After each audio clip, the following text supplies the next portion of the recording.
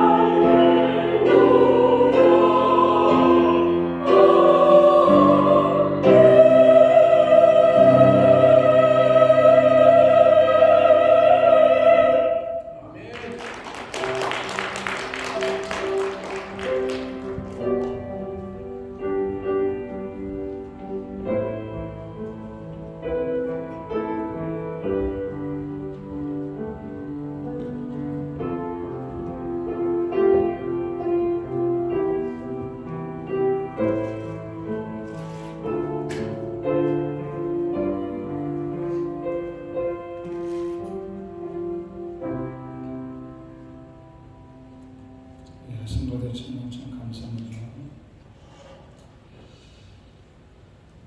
어느 고속도로에서 한 경찰관이 이 속도 위반차량을 잡고 있었습니다. 그런데 저쪽 끝에서 차가 아주 천천히 옵니다. 천천히. 그래서 교통신경이 그 차를 잡고 이렇게 들여다봤더니 할머니 4명이 그 차를 타고 있습니다. 할머니 한 분 앞에서 운전하고 할머니 3분은 뒤에서 앉아 계시는데 손발을 부들부들 떨고 있습니다. 할머니가. 할머니들이. 너무 천천히 달리니까 교통이 얘기했습니다. 아니 왜 이렇게 천천히 오세요? 고속도로인데.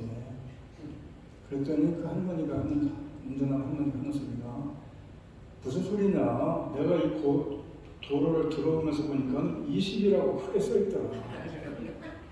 그러니까 교통이 얘기하는데 할머니 그건 20마일로 달리는 길이 아니고 20번 국도입니다. 도로 표시입니다. 아, 내가 잘못 알았군요. 그런데 왜 뒤에는 할머니에게 부들거려 떱니까? 어디 편찮으신 데가 있습니까? 라고 물어보니까 조금 전에 210번 도로로 달려왔거든요. 그러더라고요. 한참 생각해야 웃음이 나옵니다.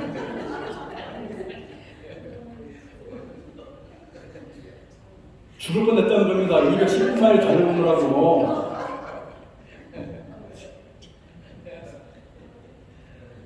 우리가 길을 가면서 속도가 문제가 아니고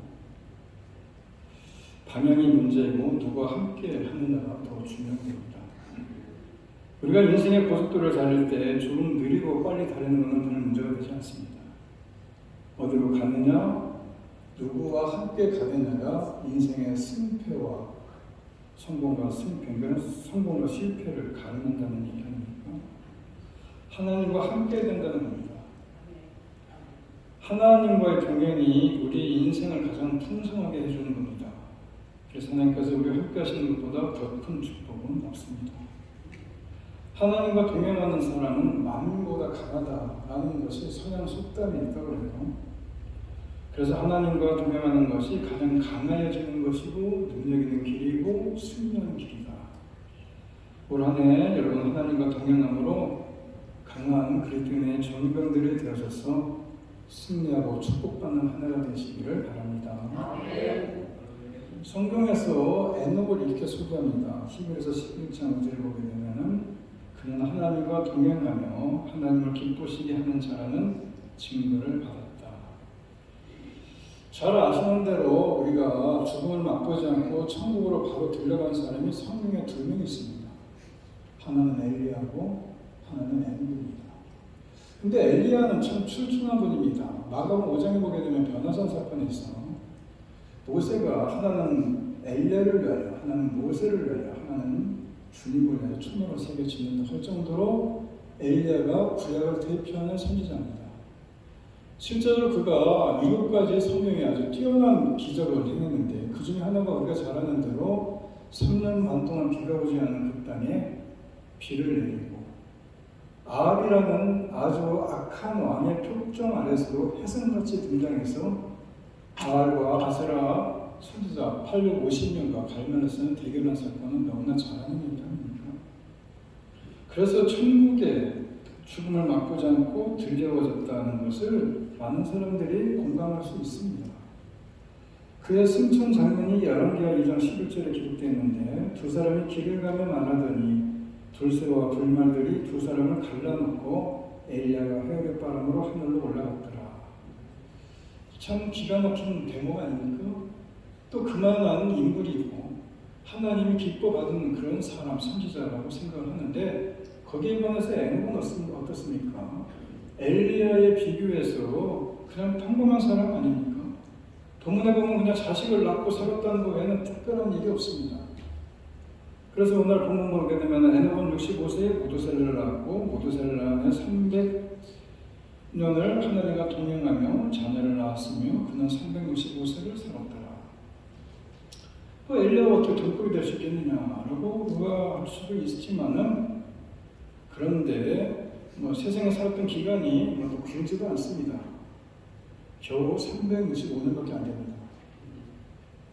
여러분 365년 하니까 입이 떡 벌어질지 모르겠지만 창세기 5장에 기록된 인물들을 보면 평균 수명이 912세입니다.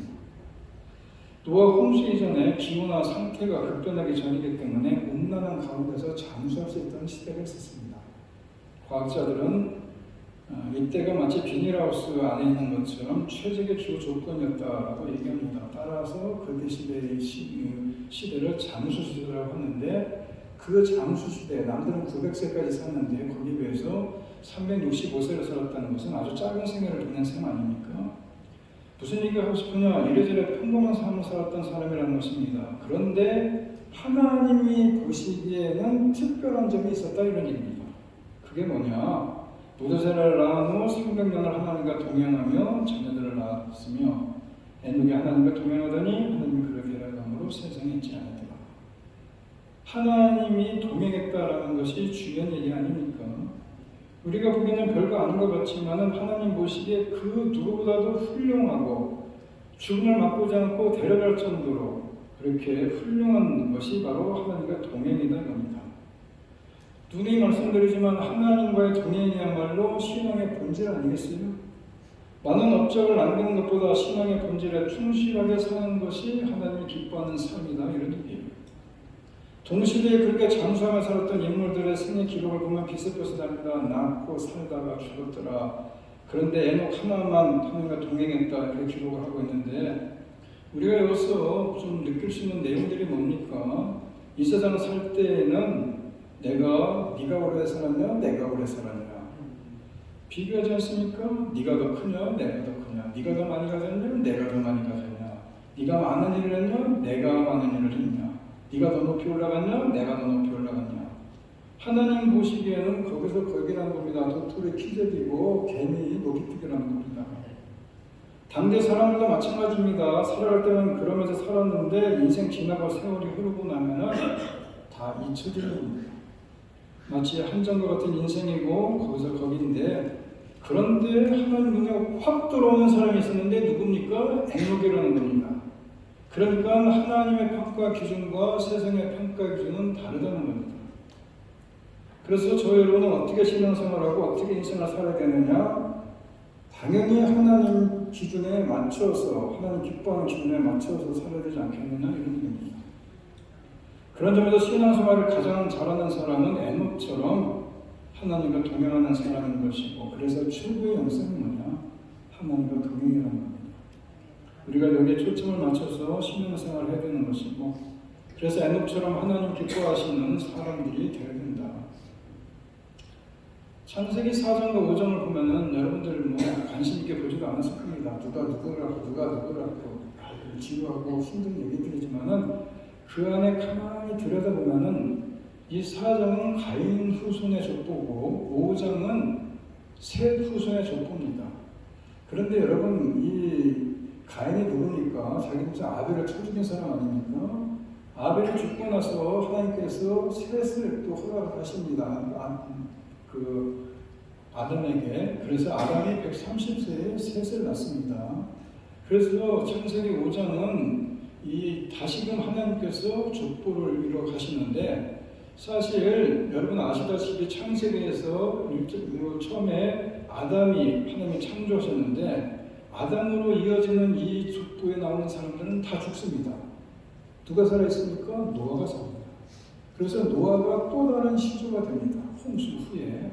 그래서 하나님께서 그걸 정리하게 해서 창세기 5장에 족보를 쭉 내미는데 1절 보게 되면 하나님께서 사람을 창조하실 때에 하나님의 형상을 따라서 만드셨다라고 나오고 2절에는 남자와 여자를 만드셨다 나오고 3절에는 아담이 130세에 셋을 낳았다 이렇게 얘기합니다.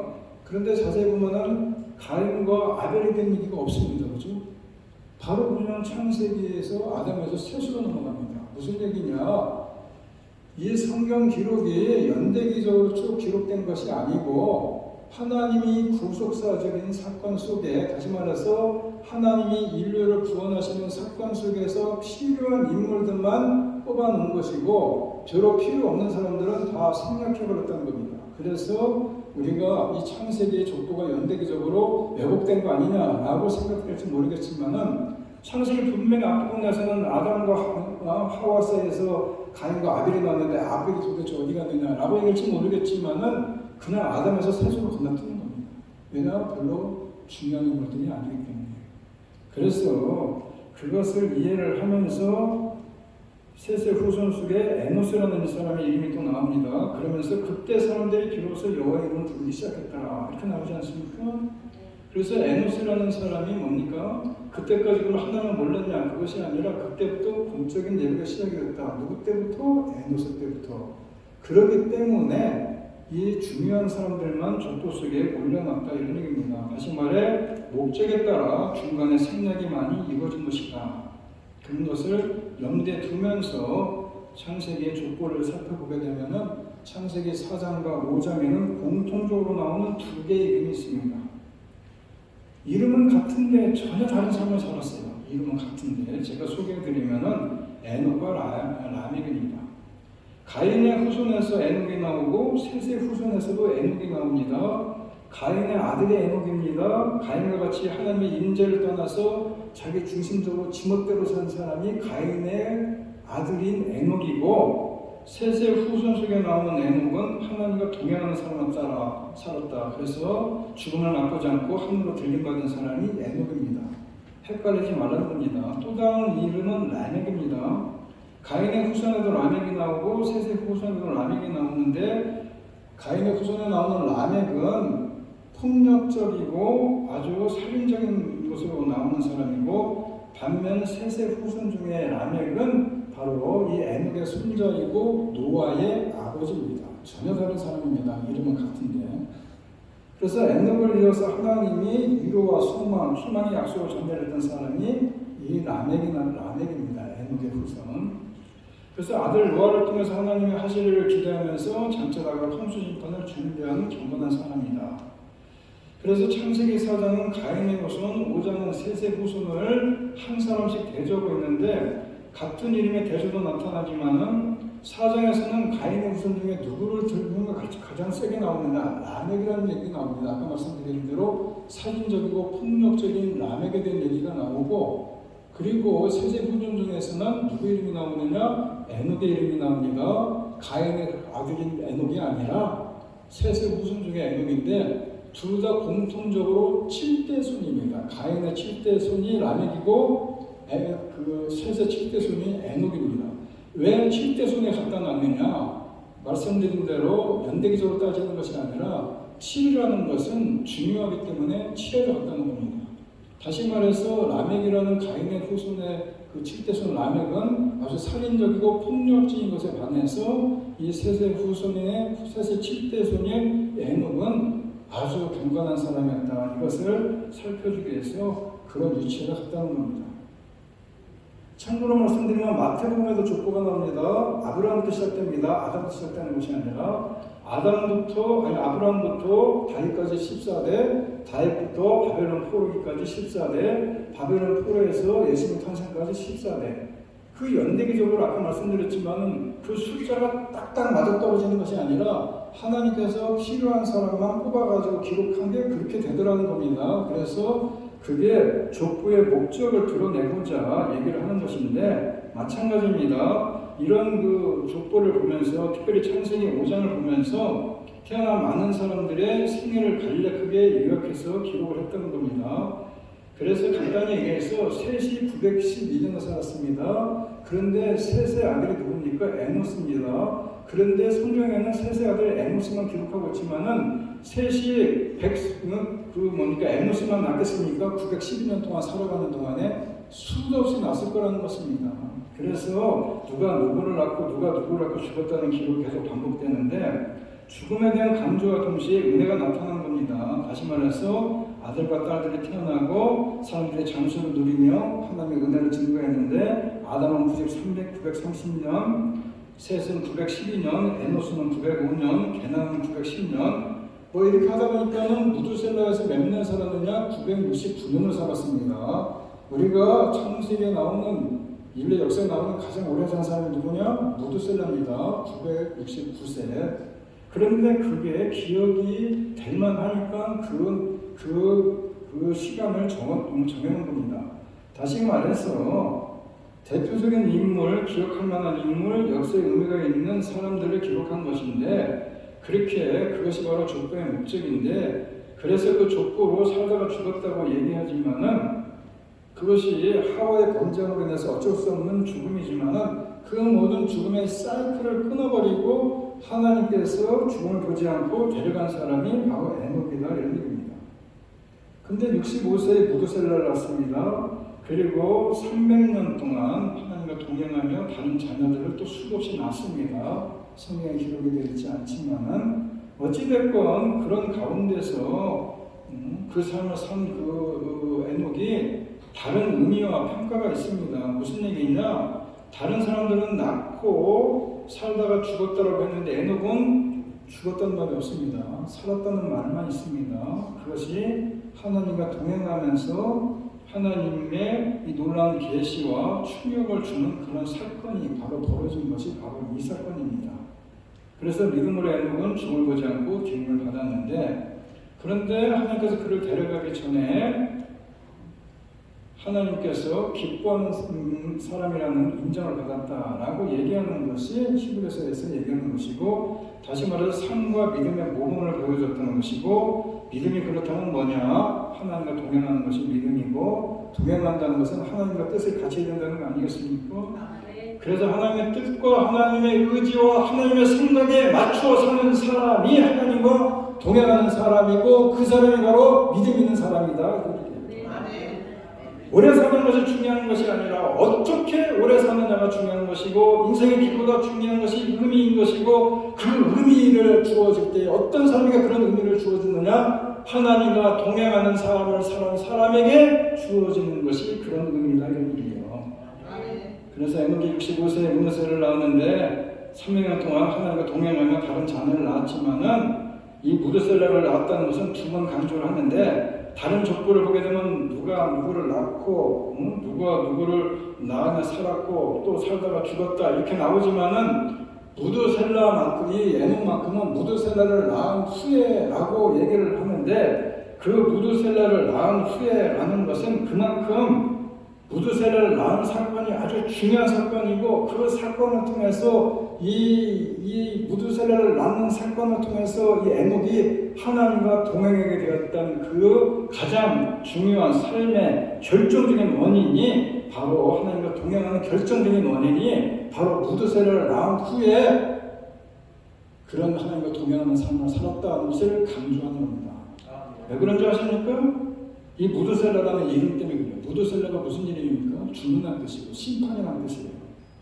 다시 말해서 이런 의미를 종합해 보면은, 하나님이 무드셀라를 출생시키면서 더불어서 심판의 예언을 누구에게 줬습니까? 에녹에게 줘서, 에녹이 무드셀라라는 이름을 줘놓고 자기 아들 이름을 부를 때마다 무드셀라, 무드셀라 이렇게 부를 때마다 무슨 생각을 합니까? 하나님의 심판. 하나님의 심판. 우리는 언젠가 죽는다, 이 생각을 하는 겁니다. 그래서 그 생각 속에 내가 하나님과 이제는 동행하는 삶을 살아야겠구나, 내가 죄짓는 삶을 살면 안 되겠구나, 그런 것을 심어주는 이름이 무드셀라다, 이런 얘기예요. 이 의미가 있습니다, 여러분. 그래서 무드셀라를 낳은 사건을 통해서 하나님이 에녹에게 장차로 심판을 계시했는데, 유다서를 보게 되면은 유다서 1장 14절에 이런 얘기 나옵니다. 아담의 7대손 에녹도 이들에 대해서 이렇게 예언했습니다. 보라, 주께서 그의 수많은 성도들과 함께 임하셨으니 이는 모든 사람을 심판하시고 그들이 경건하지 않게 행한 모든 불경건한 행실과 경건하지 않은 회인들의 주를 대적해서 말한 모든 모욕적 언사들을 책망하시려는 것이다 라고 말씀하는데, 무슨 얘기냐? 세상에만 열심이고 세상에 취해 사는 가인의 후손들 향해서 외친 얘기 아닙니까? 하나님의 심판이 있습니다. 죽음을 생각하고 경건하십시오. 하나님의 거스르지 말아야 됩니다. 하나님과 동행해야 됩니다. 이런 얘기를 하기 위해서 이 무드셀라라는 이름을 지었다, 이런 얘기입니다. 그런데 이 계시가 언제 있었느냐? 아들을 낳았을 때 아닙니까? 65세 때 아닙니까? 그 예언을 잊지 않으려고 아들 이름을 심판의 뜻이 담긴 무드셀라를 지었고, 이 아들을 보면서 마지막 심판을 상기하며 살았기 때문에 아들을 부르면서 죽음을 각성했고 하나님 앞에 서는 날을 준비하며 살았다, 이런 얘기 아닙니까? 그래서 65세부터 죽는 날까지 365세까지 300년 동안 동행하며 살았다라는 것이 중요한 일입니다. 제가 한번 말씀을 드리는데, 무드셀라가 에녹이 65세에 무드셀라를 낳았어요. 근데 생각해 보세요. 무두셀라를 낳으면서 무두셀라 이름을 심판이라고 졌습니다. 그죠? 하나님이 심판을 예고한 겁니다. 근데 무두셀라가 그 아들 라멕을 몇 살에 낳느냐? 187세에 낳습니다. 그런데 그 라멕이 무두셀라가 라멕을 187세에 낳았는데 187세에 라멕이 나와서 커가지고 라멕 나이가 182세가 되니까 노아를 낳습니다. 합치면 얼마예요? 187, 182를 더하시고 거기다가 노아가 몇 살 때 홍수가 났느냐? 노아가 600살 때 홍수가 났습니다. 그거 다 합치면은 969세입니다. 여보, 제가 제 얘기가 아니에요. 성경에 나오는 얘기예요. 내가 다시 한번 설명해 드릴게요. 에녹이 무두셀라를 65세에 낳았어요. 근데 무두셀라를 낳을 때 이름이 심판이라는 이름을 줘줬어요. 왜냐? 심판이 있을 것이다. 근데 그놈의 심판이 언제 있을 것이냐? 라멕이 뭡니까? 무두셀라가 죽는 날이 심판의 날이에요.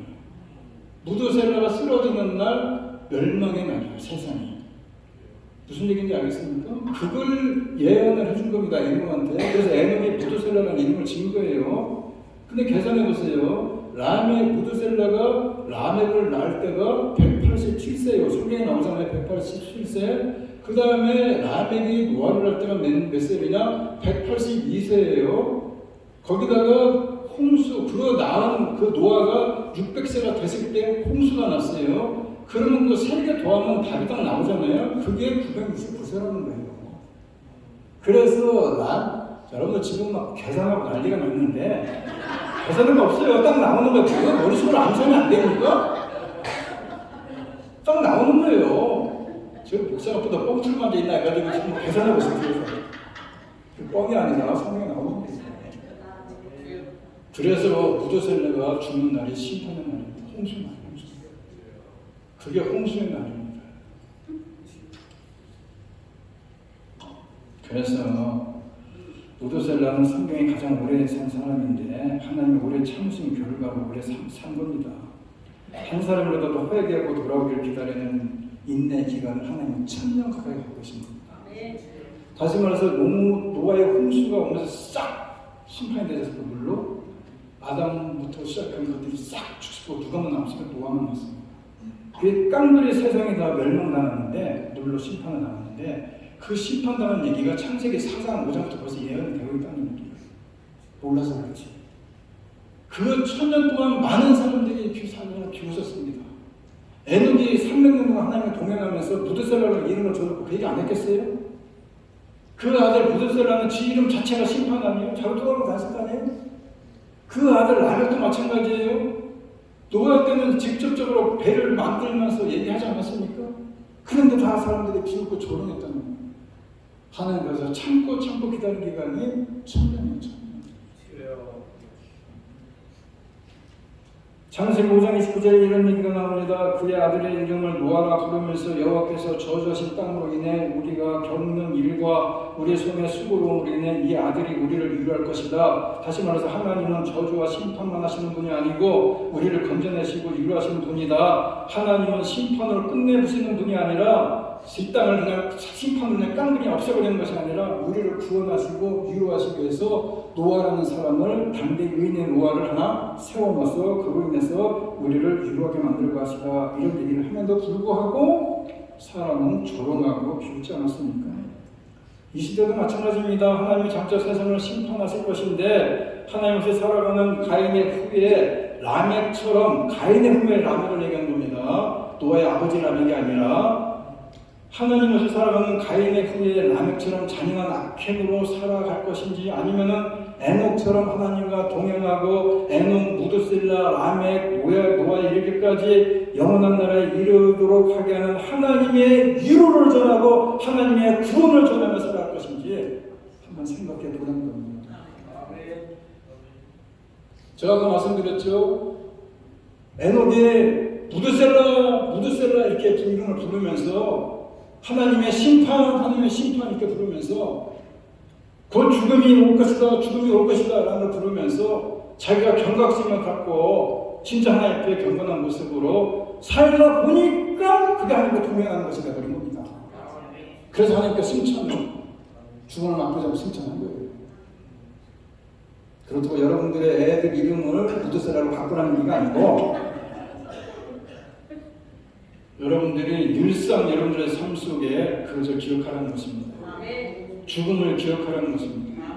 그래서 라틴어로 죽음이라는 말이 메멘토 모리라고 그래요. 메멘토 모리. 로마가 세계를 정복하면서 이 계산장군이 되어 들어오지 않습니까? 그러면 계산장군이 탄 전차에 노예혁명을 어떻게 태운답니다. 그러면 노예가 뒤따라오면서 소리를 질러대. 뭐라고 소리 지르느냐? 메멘토 모리! 메멘토 모리! 그렇게 소리 질러댄답니다.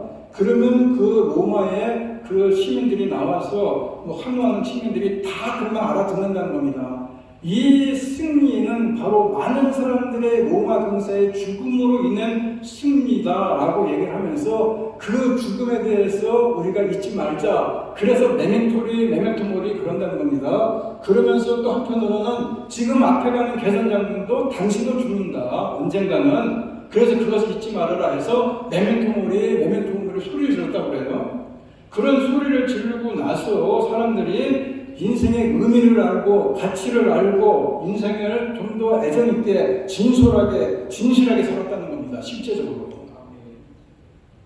삶의 자세가 달라졌다는 겁니다. 제가 이런 말씀드리냐, 바로 에녹도 그랬다는 겁니다. 무드셀라 하면서 삶의 변화가 되지 않습니까?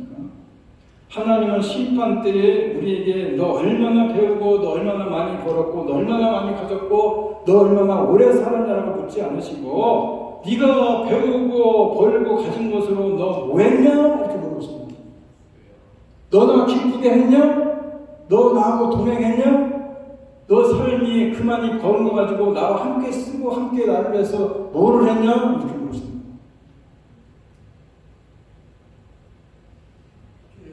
네가 어느 직장 다니면서 어느 위치에 올라가 있고 뭐 사장이 됐든지 뭐가 됐든지 네가 어느 교회 다니면서 네가 직분이 뭐 장로고 권사고 이런 게 중요한 것이 아니라 그런 건 묻지도 않습니다. 그런데 너 거기서 나를 얼마나 기쁘게 하고 살았냐? 물어보고 쓴다는 겁니다. 너 그때 나와 동행하는 삶을 살았느냐? 물어보시면서 무슨 얘기입니까? 너 심판받을 준비 됐냐? 물어보십니다. 하나님을 기쁘시게 하는 삶으로 달라져야 되는 것이고 하나님과 동행하는 삶으로 변화되어야 된다 이런 얘기입니다. 이게 죽음을 준비하는 우리들의 모습이 된다 이런 얘기 아니겠어요? 우리는 세상에 태어날 때 응아하고 태어나요. 그래서 나는 응아하면서 울지만은 다른 사람은 다 기뻐합니다. 와 손주 났다고 기뻐합니다. 그렇죠? 내가 죽을 때 다른 사람들은 웁니다. 아 슬퍼합니다. 저 사람 가는구나. 그런데 나는 기쁘게 가게 됩니다. 말이 좀 헷갈립니까? 다시 하겠습니다. 내가 응애하고 세상에 태어날 때는 나는 울고 태어나지만 옆에 주위 있는 사람들은 다 기뻐했어. 새로운 생명이 나왔다고. 그런데 내가 죽을 때 주위 있는 사람들은 한 사람이 갔다고 자식도 울고 다 울지만은 나도 울고 가는 게 아니라 나는 기쁘게 가게 돼요. 그렇게 될 거 아닙니까? 여러분 에녹이 예언한 심판 노아 홍수가 언제 있었느냐? 에녹이 세상을 떠날 때까지는 없었습니다. 에녹이 승천하고서 669년 뒤에 있었는데 사람들의 무시와 조롱이 빗발치지 않았겠습니까? 실제적으로 우리가 아는 대로 왜 그랬느냐? 에녹의 아들 무드셀라 때문에 그렇지 않았겠습니까? 심판이 있다. 그럴 때 사람들이 뭐라고 했습니까? 웃기는 소리 하지 마라. 무드셀라가 쓰러질 때에 심판이 있다는 예언은 정확했던 겁니다. 에녹이 지었던 아들의 이름 뜻대로 그대로 된 거 아닙니까? 그냥 오래 사는 것이 아니라 하나님의 말씀을 이루고 하나님의 계획을 이루기 위해서 아닙니까? 하나님의 일하시는 이만큼 빈틈이 없다는 겁니다. 하나님 하시는 일은 빠르게 역사할 때도 있지만 그리 안시할 때도 많다는 것입니다. 대부분 하나님은 천천히 그러나 정확하게 일하시고 역사하시는데 더디 움직이는 맷돌이 단단한 구석을 잘 부수는 것처럼 에녹도 그래서 하나님이 느리심과 더디심을 하나님이 없기 때문에 그런 것으로 오해하지 않고 끝까지 하나님을 믿고 주께서 주신 인생길, 다시 말해서 무드셀라라는 그 이름에 마음판에 새기고 끝까지 하나님과 동행하지 않습니까? 그래서 무드셀라가 살았던 969년 인류 역사상 가장 오래 살았던 969년에 하나님의 마음이 담겨 있습니다. 왜냐? 에녹의 아들 무두셀라를 낳을 때에 하나님의 심판이 예고하시고 나서 1,000년 가까이 기다리셨던 이 애틋한 하나님의 마음을 기억하시고 우리가 주님께 돌아오고 주님께 동행하는 삶을 살아가는 것이 하나님께서 1,000년을 기다려주시는 그 하나님의 그 애틋한 마음, 그 마음을 헤아리는 거 아니겠습니까? 여러분, 이 땅에서 그동안 많은 사람들과 동행하는 삶을 살았을 것입니다. 그런데 그 누구와의 동행하는 것보다 하나님과의 동행이 가장 중요하다, 이런 얘기입니다. 하나님과의 동행은 이 땅에서 한시적인 동행이 뭡니까? 사람과의 동행 아닙니까? 잠시는 유익을 주고 잠시는 즐거움을 줄 수 있을지 모르겠지만 그는 잠깐인 것이고, 하나님과의 동행은 이 땅에서 뿐만 아니라 영생의 축복을 허락하시는, 그 영생의 축복을 누리는 그런 것이 하나님과의 동행 아니겠어요? 하나님과 동행하기 위해서 하나님과의 동행은 그 어떤 것보다도 우선해야 되는데, 어떻게 하면 동행하느냐? 하나님께 예배드리고 말씀과 기도를 통해서 하나님의 임재를 체험하고 하나님의 말씀에 순종하며 살아가는 것이 하나님과 동행하는 것이다, 이런 얘기예요. 그런데 사탄이 가만 놔두지 않습니다. 하나님 말씀 듣는 거 방해하고 순종하지 못하게 사람들과 상황들을 통해서 우리들을 흔들어 놓지만, 우리가 이럴 때서 하나님 말씀을 또 경청해야 되는 것이고, 아무리 긴장한 가운데서도 우리가 시간을 내서 기도함을 통해서 하나님과 영적 교제를 이어가야 될 것이고, 그것이 바로 하나님과 동행하는 삶이다, 이런 얘기입니다. 바라긴 주 여러분들이 그런 삶을 살아가시기 바랍니다. 여러분들의 걸음걸음 하나하나가 주님과 함께 걷는 발걸음들이 되기를 소망합니다. 이 시대 속에서도 에녹처럼 하나님의 기쁨이 되는 자로 살아가기를 축복합니다. 다시 찬양하기 원합니다. 세상이 영적으로 더 어두워져 가고 악해져 가는 이때에, 하나님의 탄식과 근심이 더해져 가는 이때에 우리는 하나님과 동행하며 그로 인해서 하나님을 기쁘게 해드리는 그런 영생의 축복을 누리며 살아가기 위해서 오늘도 이 말씀을 마음에 새기면서 함께 찬양하기 원합니다. 어두운 밤에 캄캄한 밤이지만은 우리가 새벽을 찾아 떠난다. 이 실로암이라는 자체가 보냄을 받았다는 뜻이고, 하나님께서 예수님을 보내주셔서 이 실로암이라는 뜻에 담겨있는 것은 바로 예수님이라는 뜻이 담겼다는 사실을 기억하고, 오늘도 감사하는 것은 실로암을 내게 주심을 감사한다. 다시 말해서 예수님을 우리에게 주심을 감사한다. 그분과 함께 동행하며 함께 더불어 삶을 살아감을 통해서 이 땅에 주시는 축복뿐만 아니라 영생의 기쁨과 축복을 누리며 살아가겠다는 마음가짐으로, 세상은 비록 어두워지고 캄캄한 밤 같으지만은, 그래서 하나님의 탄식과 근심이 더워져가는 이때지만은 하나님과 동행하는 삶을 살겠다고 다짐하고 결단하면서 오늘 함께 이 찬양하기로 합니다.